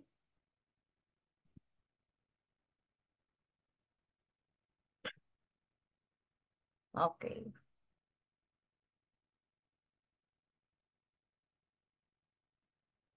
Pathophysiologic classification of anemia. So we have here caused by decreased production of RBCs like disturbance of DNA synthesis. Nabanggit ko yan. Disturbance of hemoglobin synthesis. Nabanggit ko yan. Kaya nga nabanggit ko yung porphyria at ang hemoglobinopathy. Okay? disturbance of proliferation of the erythroid precursors. So, kaya nga may nabanggit din ako kanina, no, na pwede pala na pag insufficient insufficient erythropoiesis. Okay?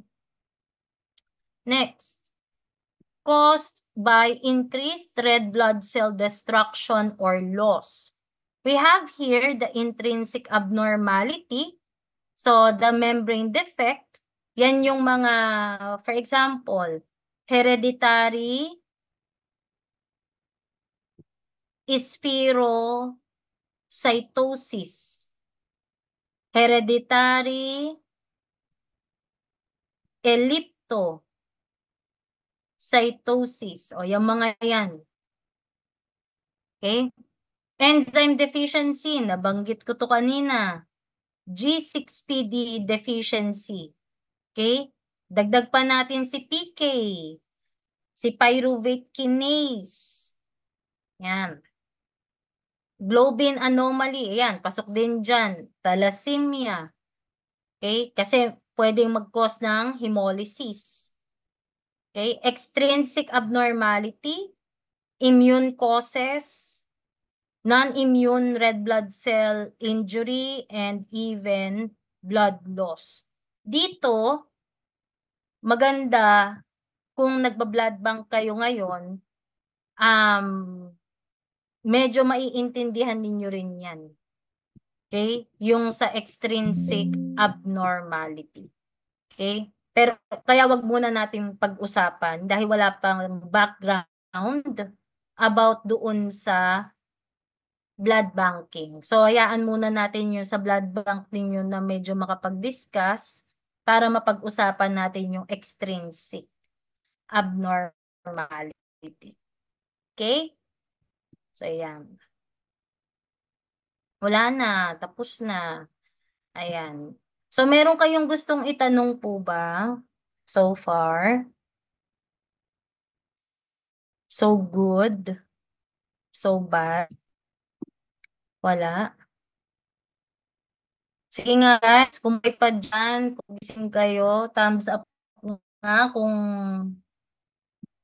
gising. Gising lang pala ma'am eh. Ayan. Ayan. Sige. Okay. Ang astig naman itong isa ano pa yung ano. Okay, yung quiz po ba next week is about po today's topic? Okay. Good question. Dahil dyan, teka lang ah. Wait lang. Sa cellphone.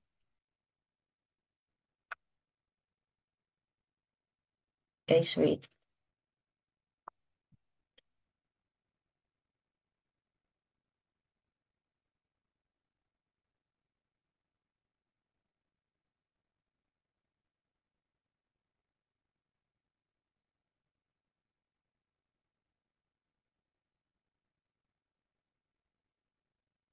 Guys, picturean ko lang para may proof lang na nagklase tayo, ha?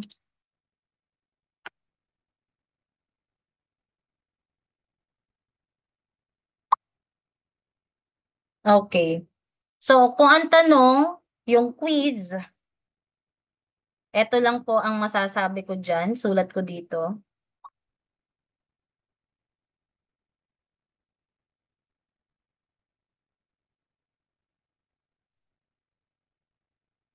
Okay. Next meeting, post-test. Okay. So, post-test ha. Ibig sabihin, pagpasok, walang late. Okay? 7:15, start tayo.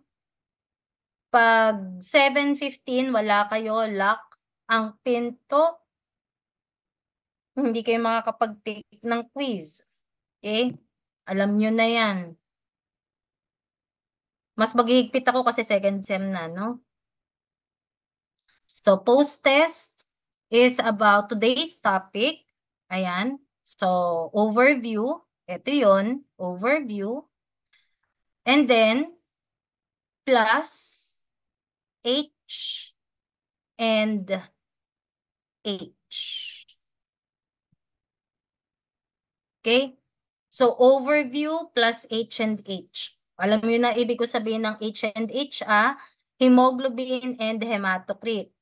So, basahin po ulit ninyo, okay, yung HEMA 1 about the hemoglobin and hematocrit. Okay, kailangan natin yun. Madali lang naman yun, no? What else? We will have a pretest. May pretest tayo. Tungkol saan, ma'am? Bone marrow failure. Okay? So this is our first topic. Okay? After the overview, no? Bone marrow failure po ang magiging discussion po natin next Thursday. So meron kayong 2 sets. May post-test and may pre-test. So nabanggit ko na, ha? Okay? So, yan po yung ating quiz. So, may tanong pa? Okay na?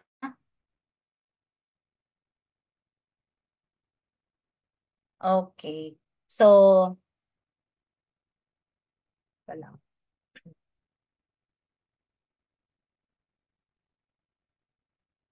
Okay. So, guys, kung wala na pong tanong, ayan, total naman, today is our first meeting sa HEMA, no? We will end our session po as early as 9:21, ba? Ayan. So, 9:12 pala. Advance yung isa. So, maaga pa, no? Guys, inuulit ko, aralin ninyo yung mga sinabi ko. Okay? Yun po yung quiz next week. Okay? So, that's all po for this morning. Thank you so much po. Thank you, ma'am. Thank you po. Thank you po.